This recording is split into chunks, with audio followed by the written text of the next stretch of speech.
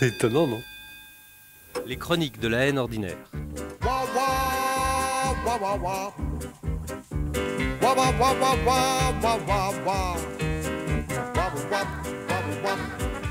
Ma chronique d'aujourd'hui est en réalité une lettre ouverte à Monsieur Delbouis, directeur général des télécommunications d'Île-de-France, en réponse à la lettre fermée qu'il m'a adressée à mon domicile le 27 février dernier. Mon cher Delbouis, j'ai bien reçu ta lettre. J'espère que tu ne m'en veux pas de ce tutoiement, mais je dis tu à tout ce que j'aime, et justement, tu commences à me plaire. Si j'ai attendu aujourd'hui pour te répondre, c'est que je ne voulais pas perturber la campagne électorale, dont la sérénité en avait déjà pris plein la gueule, en dénonçant sur la place publique les jeux idiots auxquels se livrent les grands patrons des PTT pendant les heures de bureau. Je rappelle l'essentiel de ta lettre, dont je me suis autorisé à virer les adverbes superflus et les bizarreries syntaxiques qu'on t'a apprises à l'ENA pour faire joli dans les discours abscons. Alors, monsieur, par suite d'un incident qui a affecté le dispositif de modulation horaire des tarifs du commutateur téléphonique sur lequel votre ligne est raccordée, les communications interurbaines établies durant la journée du 1er janvier 1986 ont été taxées selon le tarif applicable au jour ouvrable.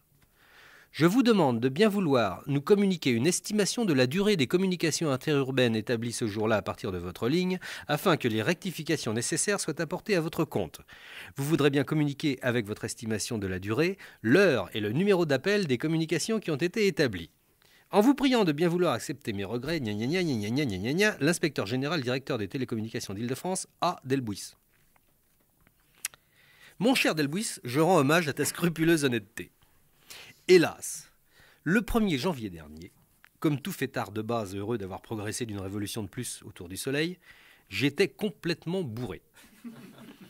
J'étais pété comme un serre-joint pour parler comme ton collègue de la Lyonnaise des Eaux. Comment veux-tu, dans ces conditions, que 2 mois plus tard, je me souvienne encore des coups de fil que j'ai donnés ce jour de l'an-là? Même non bourré, il est exceptionnel que je pointe sur un carnet l'heure et la durée des bons vœux que j'adresse téléphoniquement à ma tati Josette, qui se recroqueville présentement dans l'arthrite et dans le Poitou.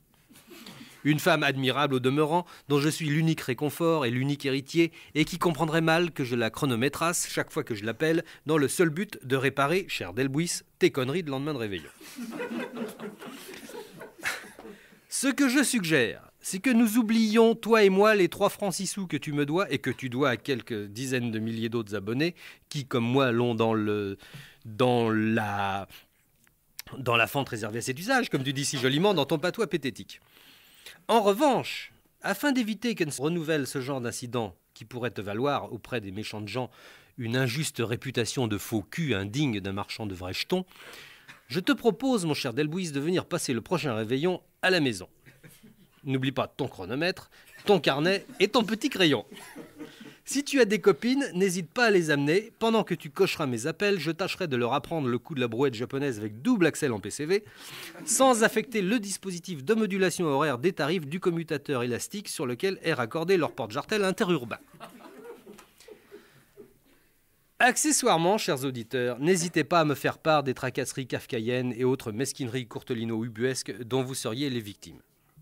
Dénoncez-moi les hauts et les bas fonctionnaires qui vous escagassent les neurones ou vous boursouflent les surrénales du haut de leur incompétence en blouse grise. Je saurais mettre ma haine au service de la vôtre pour défendre, s'il le fallait, la veuve contre l'orphelin. Vous pouvez compter sur moi, je le ferai sans élégance ni mansuétude, avec ce manque de courtoisie dans le ton et cette trivialité dans le verbe qui sont indispensables à la crédibilité de l'insulte.